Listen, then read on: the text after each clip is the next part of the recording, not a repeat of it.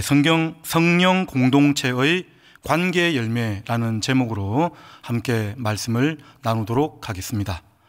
갈라디아서 6장 말씀인데요. 성령을 쫓아 살아가는 삶, 그리고 육체를 따르는 삶에 대해서 5장 하반절에 대주하면서 설명을 했습니다. 그리고 이제 6장에 들어왔습니다. 복습하는 의미에서 갈라디아서 2장 20절 말씀, 우리 파워포인트를 보시면서 다 같이 한번 읽어보겠습니다. 자, 시작.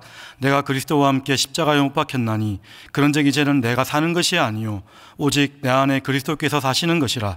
이제 내가 육체 가운데 사는 것은 나를 사랑하사 나를 위하여 자기 자신을 버리신 하나님의 아들을 믿는 믿음 안에서 사는 것이라. 그리스도와 연합된 자로 살아간다라고 말씀하고 있습니다. 그리고 하나님의 아들을 믿는 믿음 안에서 나를 위하여 자기 자신을 버리신 그리스도 안에서, 그리스도를 믿는 믿음 안에서 살아간다라고 말씀을 합니다. 자, 이게 2장 말씀인데요. 여기까지 2장까지 성령이라는 단어가 나타나지 않습니다. 그런데 3장부터 성령이라는 단어가 나타나면서 바로 예수를 믿는 믿음 안에 사는 것은 바로 성령을 따르는 삶이다 라는 논증을 5장까지 쭉 하고 있습니다. 그러면서 이 진리의 말씀은 복음 전파하는 자의 신뢰와도 연결되어져 있기 때문에 자신을 변호하면서, 사도권을 변호하면서 진리를 선포하고 있는 것입니다. 계속 올려주시죠. 파워포인트. 그전 2장 20절 말씀. 그리고 성령을 따라 사는 삶이라고 했는데요. 여기 보면 산다는 단어가 2장 20절에 보면 4번이나 나타납니다. 사는 것이 아니라는 말씀 한 절, 산다는 단어가 3번. 그러니까 우리는 믿음으로 구원받는 것이 분명합니다. 그리스도를 믿는 믿음으로 우리는 의롭다 칭함을 받습니다. 그런데 갈라디아서 말씀에서 강조하는 것은 사는 것입니다. 어떻게 하면 성령을 쫓아 살아갈 것인가, 사는 얘기를 하고 있다는 것을 여러분 기억해야 됩니다. 그래서 갈라디아서 6장 말씀은 한번 다시 6장으로 돌아와 주십시오. 1절에 보시면 형제들아 3장부터 곳곳에 형제들아 라는 단어가 많이 나타나고 있거든요. 무슨 말이죠? 공동체에 관한 얘기입니다. 공동체에 관한 말씀. 그래서 공동체 안에서 어떻게 성령을 따르는 삶을 살 것인가에 대한 얘기가 오늘 1절부터 10절까지의 말씀이라고 할 수가 있습니다. 자, 그래서 그 중에서 또 두 분으로 나누어서 1절부터 5절까지는 1절에 보시면 사람이 만일 무슨 범죄한 일이 드러났거든. 범죄한 일이 드러났다는 거죠. 갈등 구조입니다. 지금 죄의 영향력, 어려운 일들이 일어났다는 겁니다. 마치 갈라디아서에서는 거짓 교사들이 와서 그리스도를 믿는 믿음으로 시작했다가 할례를 더하는 그런 거짓 진리를, 말씀을 선포하고 있거든요. 그러한 일들이 드러났을 때 어떻게 해야 될 것인가? 형제들이 범죄하고 육체의 일로 넘어졌을 때 어떻게 할 것인가가 1절에서 5절까지의 말씀입니다. 그리고 6절부터 10절까지는 일반 공동체에게 주시는 성령을 따르는 삶에 대해서 말씀한다라고 생각하면 될 것 같습니다. 자, 범죄한 일이 드러났습니다. 그러면 어떻게 해야 됩니까? 여기 2절에 보시면 가장 큰 대전제로서 우리에게 설명을 합니다. 너희가 짐을 서로 지라. 그리하여 그리스도의 법을 성취하라. 짐을 서로 지라라고 말씀을 합니다. 여기 서로 함께 하는 것이죠. 여기 5장 끝절에 보면, 5장 26절에 보면 헛된 영광을 구하여 서로 노엽게 하거나 서로 투기하지 말지니라. 그러니까 공동체로 우리에게 명령을 하고 있는 것이죠. 권면을 하고 있는 것입니다. 짐을 서로 지는 것입니다. 범죄한 일이 있을 때 교회의 위기가 나타나는 거죠. 그럴 때에 그리스도의 법을 성취하라.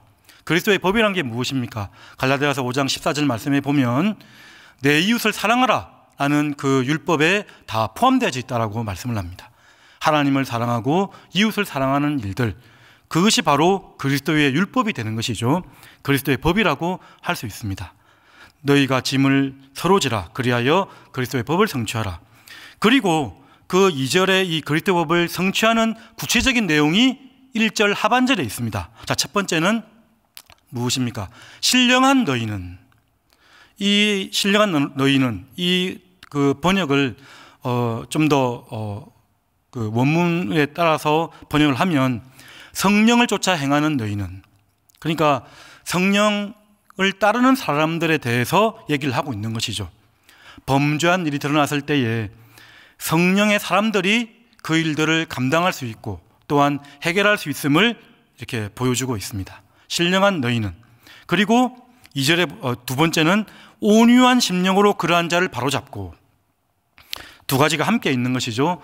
온유한 심령으로, 그리고 그러한 자를 바로잡고. 온유하다는 이 단어 여러분들 많이 들어봤을 텐데요. 원어적 의미를 보면 길들여진 야생마라고 여러분들이 많이 들어봤을 겁니다. 주인의 통제에 자를 따르는, 주인이 쓰기에 편한 그런 도구와 같은 야생마. 야생마니까 아주 능력이 있는 말인 거죠. 그런 어원에서 나타난 온유함입니다. 그래서 관용하는 일들, 또 친절을 베푸는 일들, 의도적으로 약해지는 일들을 다 포함하는 단어인 거죠. 이 많은 단어를 포함합니다. 왜냐하면 온유는 하나님의 성품이자 또 그리스도의 인격이지 않습니까? 그래서 이 온유하다라고 했을 때 유순한 마음, 유순한 그런 인격이 드러나는 것이고요. 또 유연성도 있습니다. 유연성도 있고 또한 자비로운 마음, 긍휼한 마음도 다 포함되어지는 단어라고 할 수가 있습니다. 온유한 심령으로 그러한 자를 바로잡고, 우리는 이 온유한 심령의 이 과정과 그러한 자를 바로잡는 이 결과가 두 가지를 항상 함께 해야 됩니다. 언제든지 공동체의 위기는 이렇게 죄가 드러났을 때 어떻게 그 죄를 처리하고 대하느냐가 공동체의 건강과 미래가 달려있다는 것을 우리가 보게 되지 않습니까? 그러한 자를 바로잡고 교정하라라고 말씀합니다. 바로잡고 수리하여서 완전히 회복하는 데까지 나가는 것을 말하는 단어라고 할 수가 있습니다. 성령의 사람이 할 수가 있는 것이고요. 온유한 심령으로 그러한 자를 바로잡고, 자, 세 번째는 너 자신을 살펴보아 너도 시험을 받을까 두려워하라. 자신을 살펴보라고 말씀을 하고 있습니다. 자신을 돌아보라는 말씀인 거죠. 그 자신을 살펴보라는 말씀이 그 주석이 3절부터 5절까지의 말씀입니다. 언제든지 성경 말씀은 근접 문맥을 통해서 주석하는 것이 가장 좋습니다. 그래서 자신을 살펴본다는 것이 무슨 뜻이냐면 바로 3절, 4절, 5절입니다. 만일 누가 아무것도 되지 못하고 된 줄로 생각하면 스스로 속임이라. 우리는 이게 된다는 말이 존재가 된다는 것이거든요. 우리는 스스로 다 알고 있습니다. 우리 가운데서도 죄의 충동이 있고 죄의 욕구가 있다는 것을 다 알고 있어요. 그래서 우리도 언제든지 넘어질 수 있다는 것을 우리가 알고 있습니다.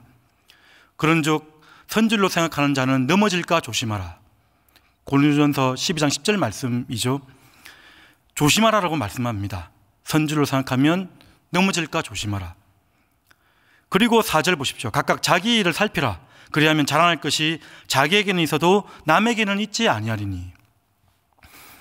자신을 살펴보는 것입니다. 그리고 자랑할 것이 자기에게만 있다. 이게 무슨 말이죠? 비교하지 않는 것입니다.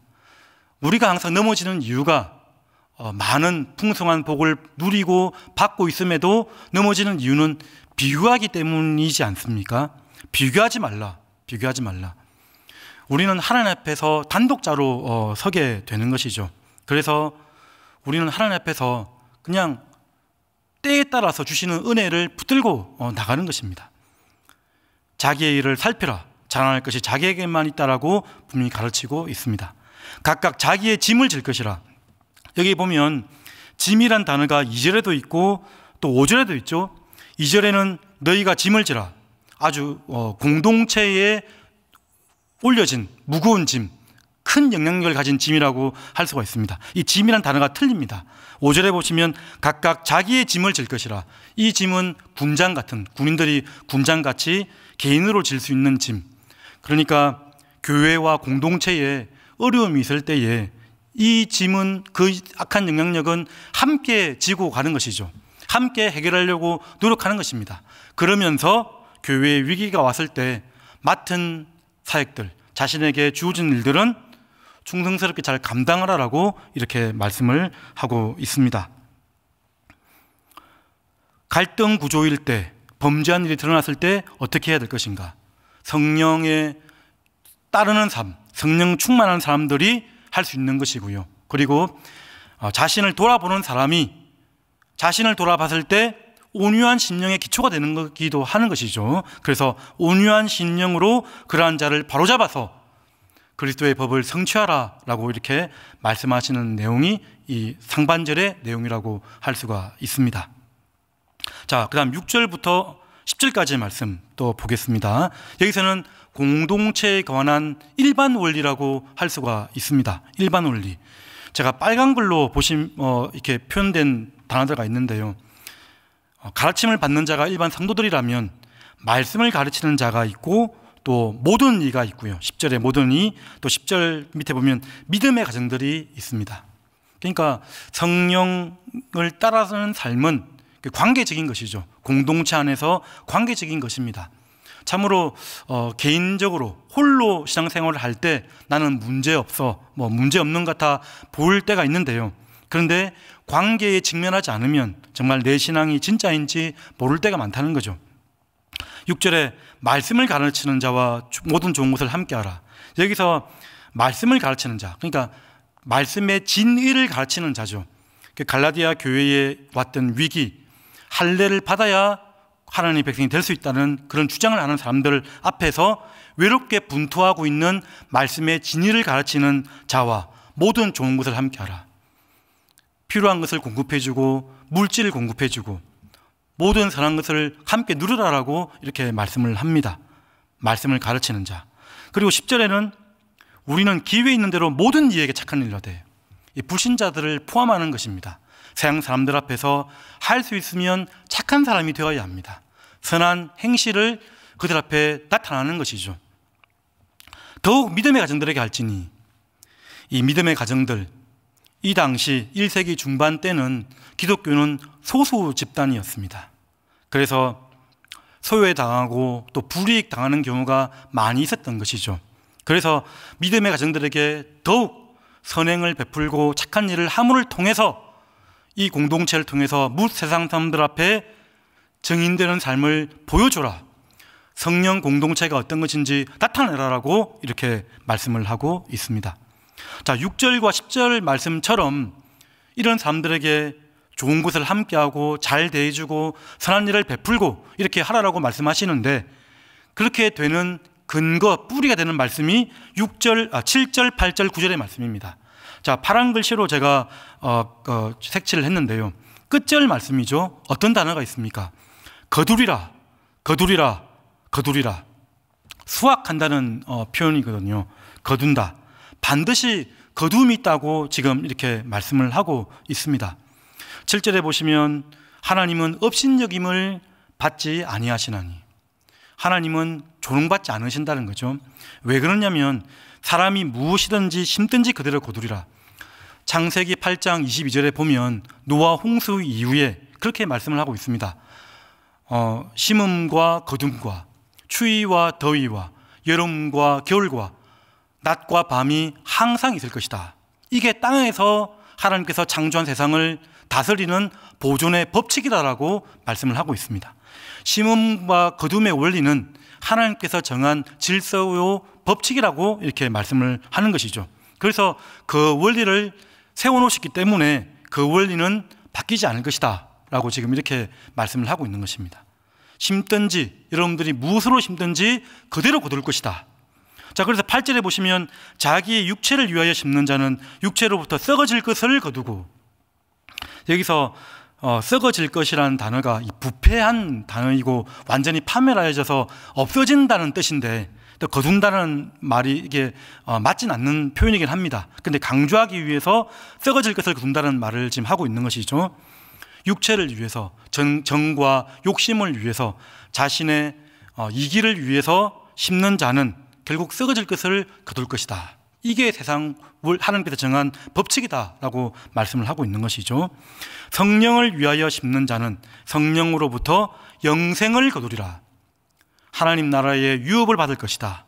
그리고 의의 소망, 완전한 구원에 이를 것이다 라고 지금 우리에게 가르쳐주고 있습니다. 여러분, 이렇게 새벽 예배 드리시면서 또 성령의 씨앗을 심고 있지 않습니까? 그러면 반드시 성령으로 열매를 맺는다는 것을 여러분 기억하셨으면 좋겠습니다. 우리가 선을 행하되, 선이라는 단어, 좋은 것, 착한 일 계속 나타나죠. 선을 행하되 두 가지를 하지 말라고 합니다. 낙심하지 말지니 포기하지 아니하면, 지치지 말라고 말씀합니다. 이 당시 1세기 중반 초대교회 당시 외롭게 신앙생활을 하던 많은 성도들 앞에서 마음 잘 지켜라, 마음 떨어지지 말라라고 이렇게 가르쳐주고 있습니다. 낙심하지 말고, 마음의 문제죠. 포기하지 아니하면 일을 그만두는 것입니다. 악한 사탄 마귀는 언제든지 하나님의 일들, 성령의 일들, 선한 일들을 멈추게 하는 것이 목적입니다. 우리 주 예수 그리스도께서 십자가를 지기 전까지 얼마나 많은 유혹들이 있었습니까? 예수님만큼 낙심하기 쉽고 또 포기하기 쉬운 분이 어디 있었겠습니까? 그런데 끝까지 낙심하지 아니하고 포기하지 아니하며 십자가의 구원으로 우리를 구원해 주신 것이죠. 그래서 때가 이름에 거두리라, 이 때라는 단어, 또 밑에 보면 기회라는 단어와 또 색깔을 녹색으로 칠해놨죠. 카이로스라는 단어에서 어원된 단어입니다. 그러니까 특별한 때, 적절한 때, 그러니까 크로노스라는 단어, 그 일반적인 시간이 아니고 특정한 때를 말씀합니다. 하나님께서 거두시는 때가 분명히 있다는 겁니다. 우리가 알지 못하는 때. 그렇지만 우리의 때, 우리는 기회 있는 대로, 우리가 맞닥뜨리는 기회죠. 할 수 있는 대로 열심 다하고 최선 다하고 충성 다하여서 착한 일을 감당하라 라고 하는 말씀이 오늘 말씀이라고 할 수가 있습니다. 너희 안에서 착한 일을 시작하시는 이가 그리스도의 예수의 날까지 함께 계시리라. 그러니까 우리가 이렇게 선을 행하는 것 같지만 사실은 우리 안에 우리도 모르게 선한 일을 시작하시는 분이 있으십니다. 그 시작하신 분이 끝까지 우리를 책임을 지고 이끌고 갈 것이라고 말씀들이 분명히 있는 것이죠. 그래서 우리에게 격려할 때 선을 행하되 공동체에서 관계의 열매를 맺기 위해서 선을 끝까지 행하라. 낙심금지, 포기금지 두 가지를 하지 말라고 우리에게 분명히 가르쳐주고 있습니다. 자, 갈라디아서 6장 1절부터 10절까지의 말씀은 그렇습니다. 성령의 열매가 공동체에서 어떻게 나타나는가? 사랑과 희락과 화평과 오래 참음과 자비와 양선과 충성과 온유와 절제, 방금 말한 1절부터 10절까지의 말씀에 다 포함되어 있습니다. 참아야 됩니다. 참아야 되고 온유해야 되고요, 절제해야 되고 충성해야 됩니다. 그 성령의 9가지 열매가 어떻게 맺어질 것인가를 오늘 본 말씀에서 갈등 구조가 있을 때, 범죄한 일이 드러났을 때, 그러니까 범죄한 일이 공개적으로 드러날 때도 있지만 나만 아는 저 사람의, 저 성도의 범죄가 앓는 경우도 있는 거죠. 그럴 때 어떻게 해야 될 것인가? 마음을 지키고 온유한 심령으로 바라보라. 그 사람들을 바로잡기 위해서 기도하면서 천천히 하나하나. 율법은 그렇습니다. 그러한 범죄한 일이 드러나면 끊어버리려고 합니다. 정죄하고 코로나 확진자 격리시키는 것처럼 격리하려고 해요. 관계도 끊으려고 합니다. 근데 복음은 그렇지 않는 것이죠. 우리 가운데 온유한 심령이 있어야 됩니다. 성령 안에서, 그리스도를 믿는 믿음 안에서 사는 것이라. 나를 위하여 자기를 버리신, 나를 위해서 버리신 분이 있지 않습니까? 그 그리스도 예수를 위해서 그 믿음 안에서 사는 삶이 바로 공동체 안에서 성령을 따르는 삶이라고 할 수가 있습니다. 사랑하는 새벽 성도 여러분, 우리는 성령을 따르는 삶과 육체를 따라 사는 삶, 사실은 선택이 있는 것이 아닙니다. 우리에게는 성령을 따르는 삶, 그 길이 유일한 길입니다. 유일한 길. 다른 대안이 없어요. 이 길만 우리는 걸을 수밖에 없는 것입니다. 왜냐하면 이 길이 바로 진리의 길이기 때문에 그런 것이죠. 이 길 가운데 여러분 묵묵히 오늘도 한 걸음 한 걸음 신앙의 걸음을 걸어갈 때 하나님께서 기뻐하시는 그런 일들이 되는 것이고요, 우리 신앙의 위대함과 그 고상함과 신비로운 은혜가 가득하다는 것을 여러분 기억하시길 바랍니다. 성령 충만한 삶, 그 성령의 능력을 위해서 내 안에 그리스도께서 풍성히 사시도록 여러분 기도하셨으면 좋겠고요. 그리고 범죄한 일이 드러났을 때, 그걸 알게 됐을 때 성령에 따르는 신자답게 온유한 심령으로 그러한 자를 바로잡고 자신을 살펴서 나도 그렇게 넘어지지 않을까 돌아보라. 그리고 일반적인 공동체 안에서는 할 수 있는 대로 선을 행하고 낙심금지, 포기금지 하지 않아서 포기금지하여서 낙심하지 않고 포기를 금지하여서 끝까지 선한 일을 하는 우리 주님이 사랑하시고 기뻐하시는 성도님들이 되시기를 주님의 이름으로 축복드립니다. 다 같이 기도하도록 하겠습니다. 오늘 말씀을 기억하고 기도하겠습니다. 성령을 따르는 삶, 관계의 열매를 맺는 것입니다. 범죄한 일이 드러나고 갈등 구조가 있을 때 어떻게 해야 될지 성경에 분명히 기록되어져 있습니다. 성령 충만함을 기도하시고요. 그리고 각자의 짐을 지면서 자신을 돌아보고 비교하지 않고 온유한 심령으로 바로 잡도록 노력하는 것입니다. 그리고 모든 사람들에게 선한 일을 베풀고 좋은 것을 함께하는 끝까지 세상 끝날까지 하나님과 동행하며 이 길을 걷는 저와 여러분들이 되시도록, 그리고 함께 또 기도하는 제목들을 가지고 기도하며 나가도록 하겠습니다. 하나님 아버지, 오늘도 생명의 말씀, 성령의 말씀을 우리가 살피게 하시니 감사드립니다.